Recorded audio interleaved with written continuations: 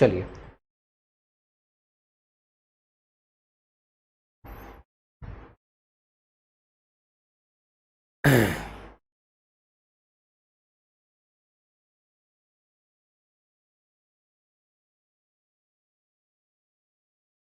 हाँ, तो नमस्कार, बहुत बहुत स्वागत। विषय बहुत गंभीर हैं, मुद्दे बहुत गंभीर हैं और हर एक मुद्दों को हमें अच्छे से समझना है।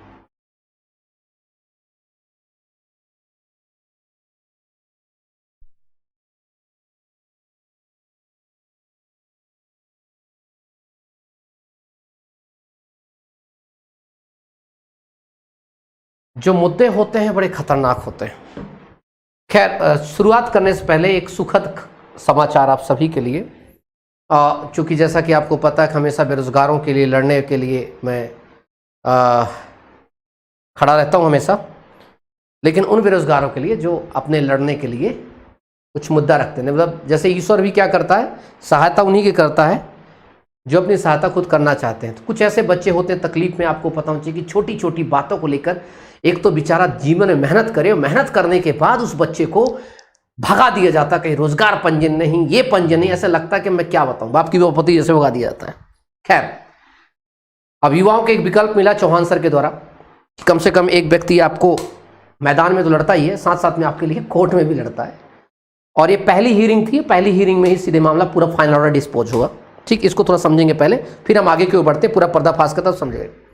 चूंकि ये मुद्दा था, ये आपका श्री दिनेश सिंह जॉन, मतलब एडवोकेट, आपके सामने जो हम खड़े हैं वही हैं, है ना।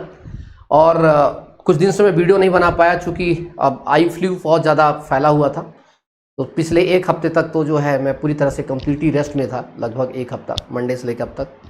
तो बहुत सारे लोगों से बात नहीं हो पाई होगी, तो उसके लिए क्षमा प्रार्थी हूँ। क्योंकि आँखों के फ्लू से बचिएगा, कोशिश करिए कि बच सकें, बचेंगे तो नहीं, कहीं ना कहीं चीज़ से हो ही जाएगा। तो मेरे को भी हो गया था, अभी आँखें सूजी है लेकिन फिर भी ठीक है, मतलब नाउ फीलिंग बेटर, है ना।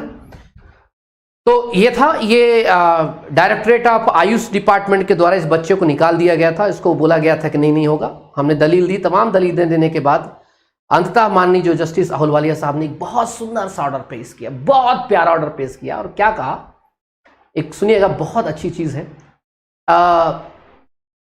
In view of law laid down by the apex court, it is obvious that registration in the employment exchange, जो एम्प्लॉयमेंट एक्सचेंज है वो मैंडेटरी नहीं होता, रिक्वायरमेंट पब्लिक नौकरी के लिए, सरकारी नौकरी के लिए। इसीलिए जो फॉलो किया जा रहा है इसी कंसिडरेशन को कि हमारा जो फंडामेंटल राइट्स है आर्टिकल 16 के तहत, ये कहीं ना कहीं डिनाय होता है इस प्रकार की चीज़ों की वजह से, जो कि कोई मतलब नहीं है इनका, जो एम्प्लॉयमेंट सर्टिफिकेट तमाम चीज़ों का, इसलिए हम इसे अननेसेसरी मानते हैं। ये चीज़ थी। तो accordingly it is held that the rejection of claim of the petitioner, जो आवेदक का, जो पिटिशनर का जो ग्राउंड इस वजह से हटा दिया गया था कि तुम्हारे पास लाइव रेसिडेंस नहीं से तुम्हें नौकरी नहीं दी जाएगी, इसे स्टैंप ऑफ अप्रूवल नहीं दिया जा सकता, हम इसे सहमति नहीं दे सकते हैं। और हम ये कहते हैं कि ये जो नियम है इसको हम क्वैश करते हैं, खत्म करते हैं, और अथॉराइज अथॉरिटी को हम डायरेक्ट करते हैं, निर्देशित करते हैं कि कैंडिडेट को, पिटिशनर्स को उसके हिसाब से उसको नौकरी दिया जाए। और ये नौकरी कितने दिन के अंदर, with in period of 1 month from today, मतलब आज से जिस स्थिति से हुआ है उस स्थिति से 1 महीने के अंदर उस बच्चे को नौकरी दी जाए। तो this is the most important, बहुत वंडरफुल, बहुत ब्यूटीफुल ऑर्डर आप सभी के लिए, ताकि आप सभी लोग इसमें कर सकते हैं। अब मैं जो चर्चा करने जा रहा हूं नेक्स्ट, जो हमारे लिए काफी इंपॉर्टेंट है, उसकी चर्चा करेंगे हम। ठीक है, तो हम एक चीज को जानने का प्रयास करते हैं कि आखिरकार जो ये पूरा मुद्दा है जो हम बात कर रहे हैं, अपने पूरे इस 10 सूत्र ने एक स्टिंग ऑपरेशन किया और हम बड़े खुश हैं और मुझे बड़ा फक्र महसूस होता है कभी कभी ऐसे न्यूज़ एजेंसीज पर जिस प्रकार की चीज़ें करते हैं, ठीक है, जिनको लगता है कि कुछ ना कुछ अच्छा करना चाहिए, है ना। देखिए, मैं अब जो दिखाने जा रहा हूं आपको, मैं वो है 10 सूत्र, मतलब 10 सूत्र न्यूज़ है, मतलब एक न्यूज़ नेटवर्क है ना। और इन्होंने बड़ी मेहनत से जो है स्टिंग ऑपरेशन को अंजाम दिया।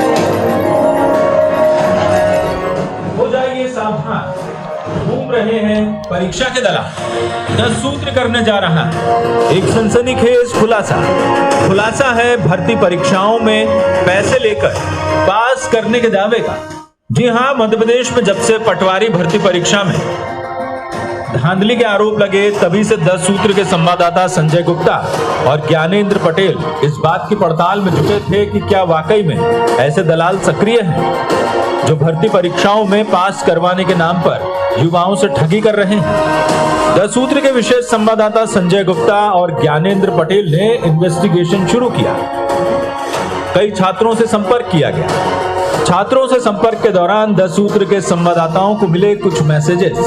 ये मैसेज 5 मार्च को छात्रों के पास आए थे। इन मैसेज में 15 लाख रुपए में पटवारी की परीक्षा पास करवाने का दावा किया गया था। पटवारी भर्ती परीक्षा 15 मार्च से शुरू हुई थी, यानी दलालों ने छात्रों को 10 दिन पहले ही मैसेज भेजना शुरू कर दिया था। इसी बीच 10 सूत्र संवाददाता ज्ञानेंद्र पटेल के संपर्क में एक दलाल का नाम और नंबर आया, जो इसी अगस्त के महीने में होने वाली कांस्टेबल भर्ती परीक्षा के लिए डील करने के लिए तैयार था। इस दलाल से 3-4 दिन तक फोन पर लंबी बातचीत हुई।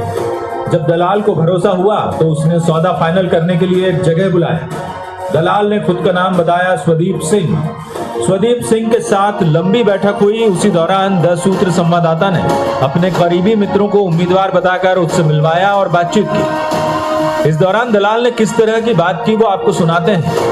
बातचीत के दौरान इस दलाल ने कई बड़े बड़े दावे किए। सबसे बड़ा दावा तो ये किया कि पटवारी परीक्षा में उसने 5 सीटों की डील 10 लाख रुपए से लेकर 22 लाख रुपए में की थी और 4 कैंडिडेट्स का सिलेक्शन का उसने दावा किया।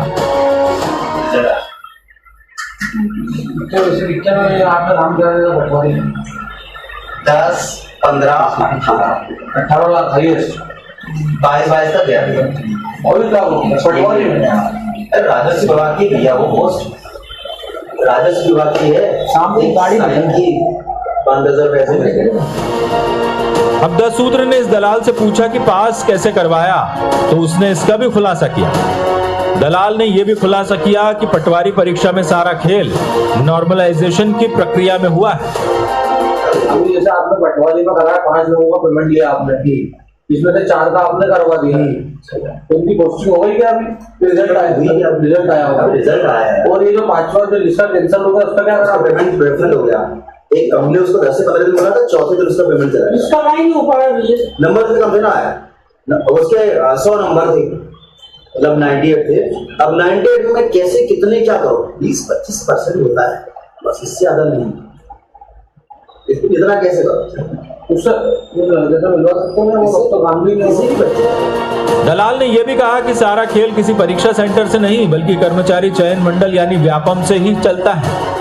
परीक्षा तो उठा ही दे रहे हैं ना सेंटर में जाकर, क्या वही कर रहे हैं, तो क्या हो उससे नंबर तो वही बनेंगे।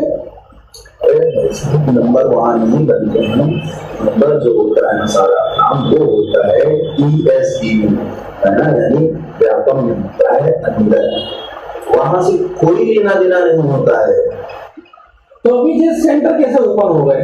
लोग मीडिया में कैसे आ गए? इतने सारे एक ही जगह से सिलेक्शन हुए इसलिए ओपन हुए हैं।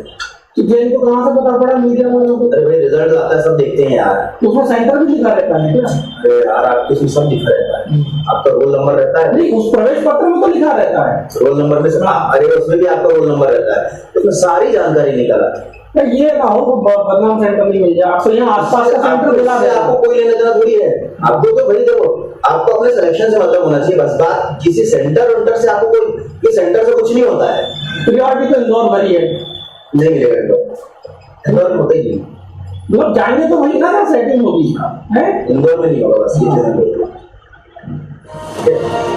दलाल 10 सूत्र से 12 अगस्त से होने वाली कांस्टेबल भर्ती परीक्षा के लिए डील करने आया था। उसने बताया कि 7,000 में से 3900 सीटें सोल्ड हो चुकी हैं। उसके पास 2 सीटें हैं जिसका उसने 15 लाख में सौदा किया और पेमेंट का हिसाब किताब भी बताया। मान लेता हूँ मैं सर, आपको क्या नाम बताया आपने? स्वदीप सिंह। स्वदीप जी, मैं आपको 2000 के लिए मान के चलो, मैंने आपको 15 लाख की व्यवस्था करके दे दी। 15 भी चाहिए नहीं मुझे। अच्छा 30%, फिर आपका जो मैं नंबर बता दूंगा, जो नंबर बताई जाएगी, फिर 30% रिजल्ट आ गया, सिलेक्शन हो गया, रिमेनिंग पेमेंट तक। यानी 50% आपने अभी दिया, 50% आप सिलेक्शन के बाद दे रहे हो। तो देखो आपसे 15 पहले भी रहा हूँ, कोई 15 दोनों दे रहा हूँ, डॉक्यूमेंट दिया 30% दिया, ठीक है ना, फाइल अंदर गई आपकी। अब आप एग्जाम देने जाओगे, एग्जाम दिया आपने, आपके नंबर उतने आए है ना, अगर उसमें जा रहे हो तो आप अंदर हो, नहीं तो बाहर हो। अगर आप बोल रहे हो कि भैया मुझे इसमें जाना है तो कोई समस्या नहीं, जब आपको नंबर बताऊं तो बच्चे वाले पेमेंट का 30% देना। सर किसको देना पड़ेगा? आपको देना पड़ेगा। इसका मोड क्या होगा पेमेंट लेने का आपका? 30 और नहीं जैसे 30% आपको मतलब आपका अकाउंट में दे दूँ चलेगा? इसके बाद 10 सूत्र की टीम ने उससे पूछा कि क्या मनपसंद का सेंटर मिलेगा, तो उसने इसका भी हिसाब किताब गिना दिया कि सेंटर फिक्स होता है। आप हमारी बात समझो, वो ठीक है अपनी जगह है। जिस सेंटर से बदनाम होते हैं ना तो अंदर भूदुकी होती है। अभी जो हमारे मित्र उन्होंने पटवारी रही है, बोले यार हम ग्वालियर में तो हमने भी दी थी यार। ये ग्वालियर, अच्छा सेंटर को ग्वालियर मत देना भैया, ग्वालियर के सेंटर बड़े बदनाम है। वो क्या होता है, कुछ जिले ऐसे जहाँ पर कुछ होते हैं, जैसे आगरमालवा हो गया, सागर हो गया, है ना, ग्वालियर हो गया, भोपाल हो गया, कुछ भी नहीं होता, इसलिए वहाँ वो सेंटर नहीं दिए जाते हैं। आपको इंदौर में दे सकते हैं, इंदौर में होता है, इंदौर में नहीं दे सकते। हाँ कुछ उनके फिक्स है,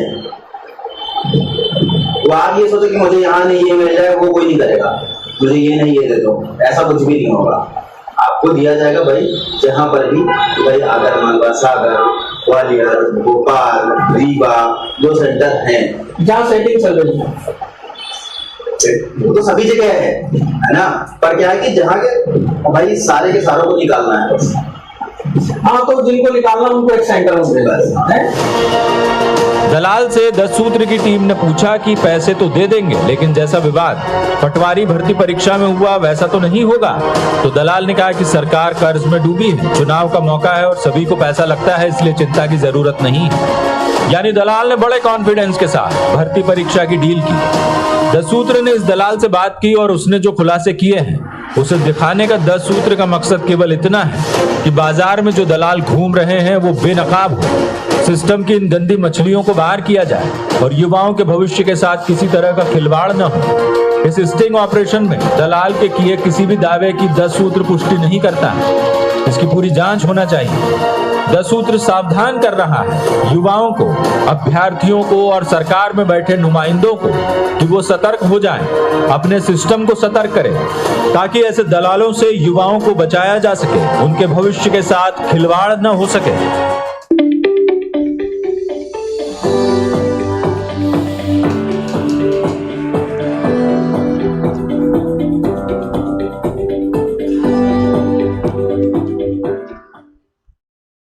तो आप सबने देखा, ये चूंकि स्टिंग ऑपरेशन था 10 सूत्र का, इसका सारा इस पूरे वीडियो का क्रेडिट जाता है 10 सूत्र को। यूट्यूब चैनल भी है उनका 10 सूत्र का, उनका अपना तमाम चीज़ें भी हैं। तो ये उन पत्रकारों को और उन साथियों को, और बहुत सारे लोग बता रहे हैं कि वो इस व्यक्ति को जान रहे हैं जो व्यक्ति इस वीडियो में दिख रहा है, मतलब कोई शायद इंदौर का कोई व्यक्ति है, ठीक है, बहुत सारे लोग बोल रहे हैं, ठीक है जी।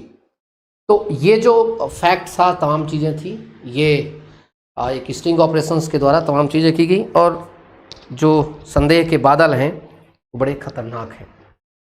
जब लोगों का कॉन्फिडेंस ये कहता है ना कि सरकार और तमाम चीज़ों, तो इससे पता चलता है कि इन लोगों की जो पैठ है वो कहाँ तक है, कहाँ तक नहीं है, कितना डेप्थ तक चीज़ें जा रही हैं। देखिए, मेरा सिर्फ इतना मानना है, अगर युवा चाहें तो इसको रोक सकते हैं, क्योंकि जो भर्ती में जो धांधली करवाते हैं युवा ही करवाते हैं। वो कुछ युवा ऐसे करवाते हैं जो शॉर्टकट रास्ता अपनाते हैं। अगर आप पैसा नहीं देंगे तो दलाल पेपर का करेगा क्या? सिंपल है, दलाल को एग्ज़ाम में बैठना नहीं है, दलाल को सिर्फ चाहिए वो लोग जो पैसा दें और नौकरी लें। पैसा दे करके नौकरी जिसकी लगती है, आज नहीं कल नहीं कभी न कभी पता चल जाती है, और जब पता चलता है तो बहुत घाटा होता है। अभी हाल ही में आप देख रहे हैं दिव्यांगता फर्जीवाड़ा सर्टिफिकेट किस प्रकार से चर्चा में है। इसी प्रकार से अन्य भी चीज़ें आपने देखी कि बहुत सारे लोगों ने जाति प्रमाण पत्र ही फर्जी बनवा लिया, मतलब कोई एसटी बन गया, कोई कुछ बन गया और वहाँ से जो है नौकरी कराई। उनको भी आज जो है कुछ लोगों को सज़ा हुई है, 5-5 साल की सज़ा हुई है। तमाम चीज़ें बताने का सिर्फ इतना है। सर दावा ऐसा क्यों नहीं, दावा इसलिए नहीं करते क्योंकि ये न्यूज़ वालों की या तमाम किसी की भी एक बहुत अच्छी एक लाइन होती है, एक होल होता है, एक जगह होती है जहाँ पर बोल दिया दावा नहीं करते। दावा नहीं करते का मतलब ये होता है, सिंपल है कि जो जिस दलाल को बुलाया गया वो दलाल कल के लिए मुंह फेर सकता है, तमाम कुछ भी कर सकता है, कुटाई पुटाई के बाद कुछ और बोल सकता है।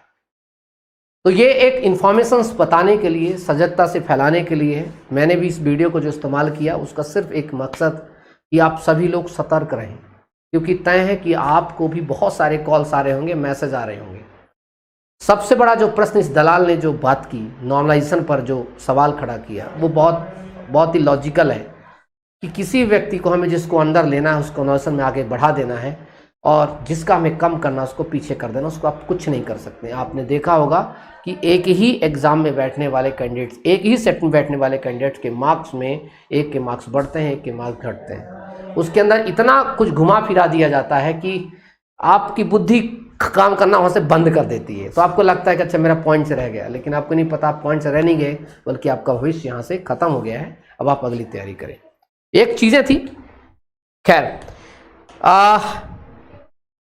दूसरी चीज़ तो सर क्या आप जो वैकेंसी हैं सीट बिक जा, देखो सर एक ही रूल्स अपना लो। कोई दलाल कहता कि 5 लाख नौकरियों से बोल शायद हम तो गरीब हैं, नहीं, मैं सिर्फ यही कहना चाह रहा हूँ कि देखिए तय है, अगर कोई पर्चा लीक कर रहा है या दलाल है कोई, ठीक है, अब वो दलाल क्या करेगा, पकड़ता तो युवा को ही है ना, ठीक है, युवा को ही पकड़ता है। मतलब गलती हम में ही है, हम में ही बहुत सारे ऐसे युवा, उनके जो पेरेंट्स हैं जो बहुत ही भ्रष्ट हैं, ठीक है। अब जब युवा 2 प्रकार का हो गया, एक हो गया भ्रष्ट युवा हो गया, ठीक है, और उसके पेरेंट्स जो भ्रष्ट पेरेंट्स हैं वो क्या करते हैं, वो पैसा देंगे इसको, ठीक है। तो जो मेहनती युवा है, जो मेहनत करने वाला युवा है, उसकी सीट ना इसको दी जाएगी। पर गलती कहाँ पर आ रही है, इस युवा पे गलती आ रही है। दलाल का काम है, उसका तो काम है जो कर रहा है, क्योंकि उसका काम है कि भाई किसी प्रकार से वो एन के इन प्रकार में उसको पैसा छापना है, पैसा कमाने की कोशिश करना है, चाहे किसी की मेहनत कुछ भी बर्बाद हो रही ना हो रही हो। लेकिन आप सबसे बड़ा मुद्दा जो देखेंगे वो देखेंगे युवा वर्ग को देखेंगे। आपने कुछ दिन पहले वन रक्षक की भी भर्ती का मामला देखा था आपने कि 7-7 लाख रुपए 2 युवाओं दे दिए। सरकारी नौकरी का इतना बड़ा क्रेज क्यों है, सबको पता क्यों है, क्योंकि प्राइवेट नौकरियों में ना तो उतनी सैलरी है और ना ही सुरक्षा की गारंटी है। कम से कम सरकारी नौकरी में उनकी सुरक्षा गारंटी तो है ही, साथ साथ में क्या है कि आजकल एक वो फास्ट मनी, मतलब टेबल मनी एक काम करने लगी है, आपको पता चाहिए, घूस जिसे कहते हैं। बहुत सारे अधिकारी कर्मचारी तो ऐसे भी जिन्होंने अपने जीवन में कभी सैलरी ही नहीं निकाली है, पूरा काम जो उन्होंने किया है अपना घूस के पैसे, तमाम बाहर के ऊपर के पैसे से काम करते रहते हैं, है ना। तो ये कई सारी सुरक्षा, फिर सामाजिक प्रतिष्ठा भी है अच्छा खासा। कई सारी जगह पर ये दहेज का एक बड़ा प्रोपोगंडा होता है कि सरकारी नौकरी है तो 20 लाख रुपए 15 लाख रुपए तो मिनिमम दहेज मिलेगा ही मिलेगा, बाकी बेरोजगारों को पसंद नहीं करता। तो कई प्रकार से हमारे जिम्मेदार हैं, बहुत सारे लोग समाज में जिम्मेदार हैं, ठीक है। इसके लिए युवा जिम्मेदार है, ठीक है। इसके लिए लड़की भी जिम्मेदार है, लड़का भी जिम्मेदार है, ठीक है, क्योंकि और इसके जो माता पिता भी जिम्मेदार है, ठीक है, सब। क्योंकि किसी भी पिता को, कोई लड़की है अगर, तो उसको चाहिए सरकारी दामादी, उसका कैरेक्टर कैसा भी हो, कितना भी घटिया हो, पर चाहिए उसको सरकारी दामाद। मतलब अगर कोई प्राइवेट नौकरी कर रहा तो पहली प्रेफरेंस नहीं है, उसका नेचर नहीं देखा जाएगा, उसका कैरेक्टर नहीं देखा जाएगा, उसके अंदर जो गुण है नहीं देखा जाएगा, आपकी बच्ची से कितना प्यार कर रहा हो नहीं देखा जाएगा, ये देखा जाएगा कि सरकारी नौकरी, तो उसको और ऊपर से पैसा दे करके सरकारी नौकरी वाले शादी। तो कई सारी प्रतिष्ठाओं के चक्कर में फिर युवा क्या करता है, घुसता है। और जिन क्षेत्रों में दहेज को लेकर के बहुत ज़्यादा चलन है, वहाँ 15 लाख 20 लाख वो हंसते हंसते देने में नहीं कतराते, क्योंकि उनको पता है कि आसानी से हम 2 महीने में इसको भुना लेंगे। खैर देखिए,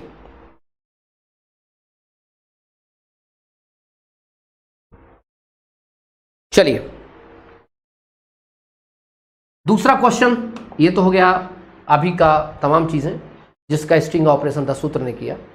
कुछ इंफॉर्मेशन आपके लिए, एमपी पुलिस का एडमिट कार्ड की बात करते हैं, ठीक है। एमपी पुलिस का एडमिट कार्ड बहुत सारे लोग बच्चे कह रहे हैं, ये कभी भी जारी हो सकता है, क्योंकि आप लोग अगर देखेंगे तो बहुत सारे जिलों को सभी थानों को लगभग लेटर्स जा चुके हैं, जहाँ जहाँ एग्जाम सेंटर्स हैं कि वहाँ पर व्यवस्थाओं को देखना है, किसी प्रकार को उपद्रव ना हो। वहाँ के जो बीट प्रभारियों को और थाना प्रभारियों को, स्पेशली थाना प्रभारियों को लेटर जा चुके हैं कि 12 अगस्त से पेपर की शुरुआत है एमपी पुलिस कांस्टेबल की, तो उसकी पूरी सुरक्षा तमाम चीज़ें का जिम्मेदारी देखना है। एमपी पुलिस का मतलब आपको पता है कि हर एक सेंटर के बाहर एक पीसीआर या 2 कांस्टेबल 3 कांस्टेबल खड़े हो जाएंगे, और पीसीआर जो है लगातार राउंड अप करती रहेगी, चक्कर लगाती रहेगी। तो वो पूरा तरह जो डिप्लॉय करने के लिए चीज़ हो चुकी है। इसका मतलब 12 अगस्त से इन्होंने अपनी तैयारी पूरी कर रखी है। एडमिट कार्ड्स की बात रही तो कभी भी जारी हो सकता है, ठीक है। चलिए अगला प्रश्न आपका, कुछ बच्चे कह रहे हैं सर सर 8 को भोपाल चलो, मैं तो भोपाल में ही हूँ, पर अगर मैं हाई कोर्ट ना रहा तो फिर आपके साथ 8 अगस्त को भोपाल में मुलाकात करेंगे, और अगर नहीं रहा तो फिर आप लोग है ना, क्या दिक्कत ले रहे हैं आप लोग, ठीक है, कमी है क्या आप लोगों में? अगर 8 अगस्त को अगर भोपाल आप आ रहे हैं तो ज़बरदस्त तरीके से सलाब के साथ करिए, बहुत शानदार तरीके से करिए, है ना। ये याद रखिए कि एक साथी आपका यहाँ भी है ना, जो भी आपके लिए एक आवाज़ आपकी जो दूर तक पहुँचानी है वो उसका माध्यम मैं पूरा करूँगा। मेरा ये जो चैनल है वो चैनल किसी के बाप की बपौती नहीं है, सिंपल है कि एक माध्यम जिसको आपने बनाया है, जिसको आपके सपोर्ट से इतना बड़ा बना, तो आपके सपोर्ट के लिए चैनल हर चीज़ करेगा, है कि नहीं। ये बिना सोचते हुए कि अरे यार मैं क्यों बनाऊँ आपके लिए वीडियो, ये सब नहीं, क्योंकि आप लोगों ने इतना प्यार करके यहाँ तक जो चढ़ाया है, बढ़ाया, तो आपकी वजह से, तो आपके अगर हक में अगर एक वीडियो बना सका मैं, तो मेरे लिए बड़े गर्व की बात है, मुझे अपना कर्तव्य समझता हूँ, है ना। तो मैं आपके लिए वीडियो बना दूंगा 8 अगस्त का, मुझे डिटेल बता दीजिएगा क्या कर रहे हैं क्या नहीं कर रहे हैं, और अगर मैं भोपाल में उपस्थित रहा, जबलपुर हाईकोर्ट या इंदौर हाईकोर्ट में अगर ना रहा, तो मैं 100% आपके आंदोलन में मैं सबसे पहले पंक्ति पे खड़ा रहूंगा। और कुछ?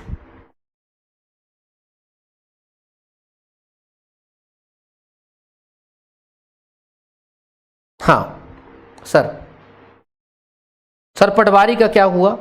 देखो पटवारी का मैं आपको बता दूं, एमपी पटवारी का जो थोड़ा सा सेटअप थोड़ा सा जो चल रहा है वो कुछ ऐसा चल रहा है कि उन्होंने एक आयोग बनाया जांच करने के लिए, ठीक है, लेकिन पिछली जो खबर आई थी उस आयोग को इन्होंने कोई जगह ही नहीं दी अभी तक।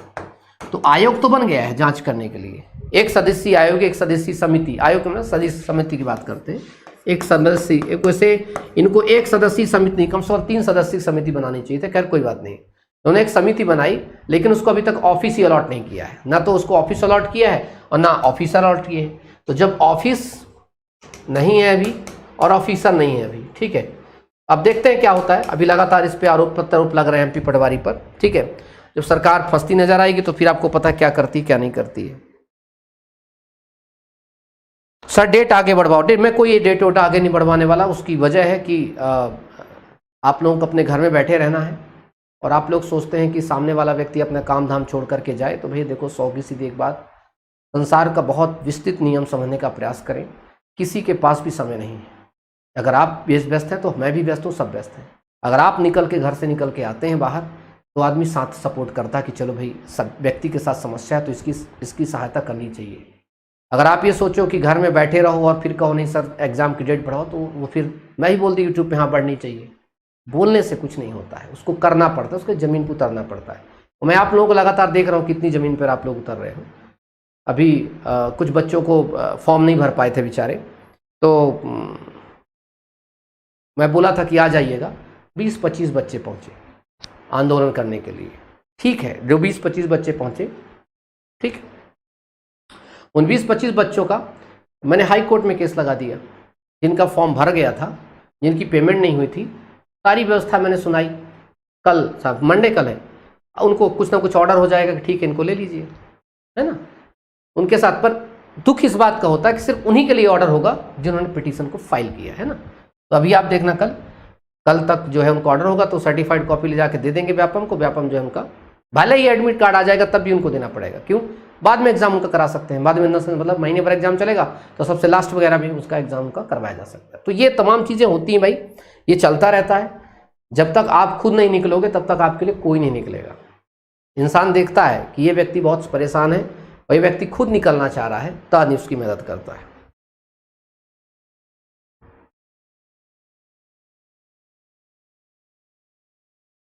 चलिए सर 8 को भोपाल, देखो यार तुम लोग जो ग्रुप में मैसेज कर देते हो ना, कमेंट कर दे, एक तो मेरे को समझ नहीं आता कि 8 तारीख को आप लोगों ने प्लान बना लिया। मेरे को तो पता नहीं कि 8 तारीख को क्या प्लान है। मेरे को यूट्यूब पे भी तुम लोग कमेंट कर रहे हो कि सर 8 अगस्त को भोपाल चलो, क्या प्लान है भोपाल जाने का? क्या ईएसबी के सामने 15 मिनट बैठने का प्लान है, उसके बाद पुलिस लाके लठ मार के भगा दे? आगे क्या प्लान करेंगे आप? हम एनर्जी क्यों बर्बाद करते हैं इस प्रकार से? कोई एक प्लान करो ना, कि कोई एक जगह बुक कर लो, उस जगह पे बैठ ही जाओ, 2-4-10 दिन के लिए बैठो। फिर 10 मिनट के लिए आंदोलन करना, कोई आंदोलन है क्या वो? उन पे कोई प्रभाव नहीं पड़ता है, कोई फर्क नहीं पड़ता उन पर। 2-4-10 दिन जो बैठने का एकदम प्लान हो, एकदम प्री प्लान होना चाहिए प्रॉपर, किसके बाद ये करेंगे, उसके बाद ये करेंगे, मीडिया वाइट देंगे लगातार कंटिन्यूसली, 1 दिन 2 दिन 3 दिन 4 दिन, नेक्स्ट क्या होगा? तो मेक अ प्लान। अदरवाइज फिर वो सहानुभूति होती है 1 मिनट के लिए, जहां लठ पड़े खून चिचुआ गया निकल लिए, उसके बाद फिर आधे घंटे घंटे अलग अलग यूट्यूबर्स ने वीडियो बना दी, सरकार ने गलत किया, एक आध ने कहते हो गए खत्म कहानी, 4 दिन बाद सब भूल जाते हैं। बहुत आंदोलन करने का बहुत अनुभव हो चुका है। तो आंदोलन का मतलब इस प्रकार समझिए कि पूरी प्लान होना चाहिए पूरा, भाई यहां पर हम आंदोलन करेंगे और बैठ जाएंगे, डट जाएंगे और प्रॉपर तरीके से करेंगे, मतलब सरकार को भी दिखा देंगे आंदोलनकारी हैं हम। तो प्लीज आप लोग जब भी कोई प्लान करते हैं, जैसे 8 अगस्त का प्लान करते, तो 8 अगस्त का प्लान भी इसी प्रकार से करिएगा। ऐसा ना कि पता चले को 2-4 घंटे में आंदोलन खत्म, गए और ज्ञापन दिए और फिर खत्म, फिर वो उसका मजा नहीं आता है आंदोलन का, ठीक है। उससे फिर युवा जो है छला सा महसूस करता है। आंदोलन हो तो फिर वो हो कि फिर 2-4 दिन 10 दिन में बैठने वाला हो। प्लीज इस बात का थोड़ा ध्यान रखें आप, सरकार की तब नींद हटिए।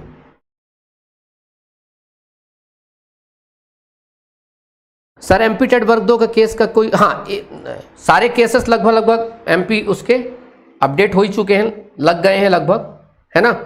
सभी के जो जैसे जैसे पिटीशन नंबर्स वहाँ पे आते रहेंगे आपको बताते रहेंगे, क्योंकि मैंने पहले सोचा था कि पिटीशन नंबर तब जनरेट करवाएं आपका जब आपके सिलेक्शन टेस्ट आ जाए, लेकिन फिर मेरे दिमाग में आया कि हम सिलेक्शन टेस्ट को तो चैलेंज कर ही नहीं रहे, ठीक है। हम अगर सिलेक्शन टेस्ट को चैलेंज कर देंगे तो सरकार कहेगी कि फिर उसको उस एग्जाम में क्यों बैठे लोग। मुझे पता है सरकार क्या क्या करती है, वर्ग 1 में मैंने बहुत कुछ देखा है इनकी सारी हरकतों को, तो इसलिए जो है विदिन 1 वीक आपके पास सारी चीज़ें डिटेल जितने भी लोगों ने डॉक्यूमेंट भेज सबके पास मिल जाएगी।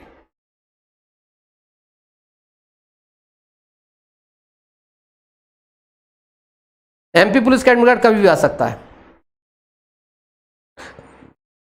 ठीक है। चलो तो चलते हैं, अपना सब लोग ध्यान रखेंगे। ये जो वीडियोस बनाता हूं उसका सिर्फ एक ही मकसद होता है कि आप तक जो जानकारियां पहुंचती रहें, आपको पता चलता रहे कि चारों तरफ क्या हो रहा है। ये पूरी की पूरी वीडियो बहुत जानकारी से लबालब थी। सबसे पहली वीडियो बनाते समय मैंने आपको बताया रोजगार पंजीयन के बारे में। आपका कोई भी दोस्त जिसको रोजगार पंजीयन की वजह से भगा दिया गया हो कि तुम्हारा रोजगार पंजीयन जो था मृत था, किसी भर्ती में, चाहे वो पुलिस की भर्ती में भगा दिया गया हो, चाहे वो ITI TO की भर्ती में भगा दिया हो, चाहे ग्रुप 2 सब ग्रुप 4 की भर्ती में भगा, चाहे अभी पटवारी की भर्ती में भगाया जाएगा, शिक्षक भर्ती में भगा दिया गया हो, ग्रुप 5 की भर्ती में भगा दिया होगा, किसी भर्ती में भगा दिया गया हो, तो आप लोग संपर्क कर लीजिएगा, है ना। मतलब बहुत इंपॉर्टेंट है। रोजगार पंजीयन को मैंने क्वेश्चन करा दिया लगभग एक प्रकार से। रोजगार पंजीयन की जो अनिवार्यता को अपने सारे केसेस धीरे करके माननीय हाई कोर्ट के द्वारा उन्हें क्वेश्चन करवा दिया गया, सीधे बाध्यता ही खत्म कर दी है। कोई मतलब नहीं इसका रोजगार पंजीयन का। मेरे बच्चों से बिना मतलब कि उनको भगाए कोई मजा नहीं आता। चलिए 8 को अगर सर आप भी आए 8 को, भाई 8 को आएंगे तभी आएंगे जब 8 को तभी आएंगे जब अभी शाम को लिस्टिंग हम चेक कर लेंगे हमारे केस की लिस्टिंग कहाँ कहाँ है, क्योंकि आंदोलन तो कोई भी कर सकता है पर कोर्ट में केस हर कोई नहीं कर सकता है ना। मेरी केस की पैरवी मैं ही कर सकता हूँ और मेरी सबसे पहली प्राथमिकता उन लोगों के लिए जिन लोगों ने भरोसा करके पिटीशन फाइल की है। हो सकता है मैं अगर 8 को यहाँ पर अगर आपके लिए आंदोलन कर रहा हूँ तो कोई भी शिक्षक आंदोलन कर सकता, कोई भी एनीवन आप भी कर सकते हैं, बट कोई भी शिक्षक जाके हाई कोर्ट में खड़ा नहीं हो सकता। वही खड़ा हो सकता है जिसके पास अथॉरिटी, इसके पास पावर है to stand before the court, right. तो मेरे लिए सबसे पहली प्रायोरिटी अपने उन बच्चों के लिए, उन कैंडिडेट्स के लिए, उन क्लाइंट्स के लिए, उन तमाम विश्वास करने वाले लोगों के लिए कि जिनके लिए मैंने केस फाइट किया हुआ है। हो सकता है 8 तारीख को बहुत सारे ऐसे केस भी लगे जिनमें लोगों को बड़ी रिलीफ मिलने वाली है ना। वही चीज़ है। Thank you so much. अपना सब लोग ध्यान रखेंगे और खूब सारा खुश रहें और बाकी जो भी अच्छा होगा जरूर करेंगे। ठीक है हेमंत सिंह, टेक केयर दोस्तन। चलिए बाय, नमस्कार, ध्यान रखिएगा अपना। और बाकी कोई भी बहुत सारे तमाम कोर्सेस हैं। महिला सुपरवाइजर का कोर्स है, ठीक है, MPSI का कोर्स है, ठीक है, और भी तमाम पुलिस कांस्टेबल का जो कोर्स है ये तमाम चल रहे हैं। 9752874608 टेस्ट सीरीज़ वगैरह चल रही हैं, क्लासेस चल रही हैं। थोड़ा थोड़ा लीजिए और करते रहिए, क्योंकि आपके थोड़े थोड़े जो सहयोग से भी चीज़ें बढ़ती रहती हैं। आप लोग 100, 200, 50 रुपये जो कंट्रीब्यूट करते हैं तो आपको टेस्ट सीरीज मिल गई, उसकी वजह से शाम एक क्या होता है चौहान एकेडमी आगे की ओर बढ़ भी रही होती है ना। तो आपको जो छोटा छोटा जो कंट्रीब्यूशन है वो क्या करता है, बढ़ाता है, क्योंकि तय है आपको ही पता है कि अगर आपका कंट्रीब्यूशन, आपका सहयोग नहीं रहेगा तो ये इतना अच्छा जो हमारे बीच में जो एक कनेक्शन है वो धीरे धीरे क्या हो जाएगा, बाधित हो जाएगा। बिना धन के हर चीज़ बर्बाद हो जाती है, खत्म हो जाती है। बिना धर्म के धर्म भी नहीं होता। कथा वाचन करने अगर कोई बाबा जाते हैं तो आपको पता है कि अगर वहाँ पर पूरी सुविधा ना हो, वहाँ पर पंडाल ना लगे, वहाँ पर खाने की व्यवस्था ना हो, उनके मंच की व्यवस्था ना हो, उनकी फीस की व्यवस्था ना हो, तो अच्छी कथा नहीं हो सकती है। तो धर्म को भी धन की आवश्यकता पड़ती है। उसी प्रकार से किसी भी संस्था के लिए धन की आवश्यकता पड़ती है। आप नौकरी कर रहे हैं ताकि आपको भी धन मिल सके, मतलब बहुत प्रैक्टिकल बात। तो आपका थोड़ा थोड़ा सपोर्ट, आप क्लासेस भी ले रहे हैं और साथ में क्या कर रहे हैं, चौहान एकेडमी को सपोर्ट भी कर रहे हैं। Thank you so much. अपना सब लोग ध्यान रखिएगा, इसी प्रकार से बने रहेंगे और ऐसे लोगों को हमेशा एक्सपोज करते रहेंगे जो लोगों ने गलत किया है। Thank you so much. जय हिंद, जय भारत, बाय बाय।